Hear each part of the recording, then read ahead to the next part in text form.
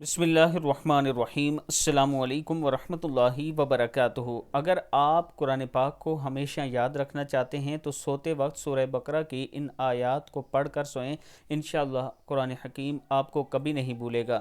وہ آیات ہیں بسم اللہ الرحمن الرحیم وَإِلَٰهُكُمْ إِلَٰهٌ وَاحِدٌ لَا إِلَٰهَ إِلَّا هُوَ الرَّحْمَٰنُ الرَّحِيمُ إِنَّ فِي خَلْقِ السَّمَاوَاتِ وَالْأَرْضِ وَاخْتِلَافِ اللَّيْلِ وَالنَّهَارِ والفلك التي تجري في البحر بما ينفع الناس وما أنزل الله من السماء من ماء فأحيا به الأرض بعد موتها وبث فيها من كل دابة وتصريف الرياح والسحاب المسخر بين السماء والأرض لآية لقوم يعقلون۔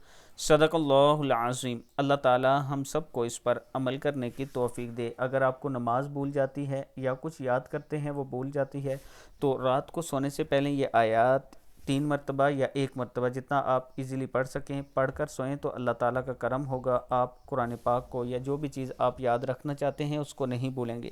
اس کے ساتھ میں اپنے دوستوں کے ساتھ شیئر کرنا چاہتا ہوں کہ اسلام آباد میں اگر آپ اپنا پلاٹ لینا چاہتے ہیں اور آپ چاہتے ہیں کہ سوسائٹی میں رجسٹری اور انتقال ہو تو یہ آپ کے لیے ہم ایک خوبصورت آفر لائے ہیں۔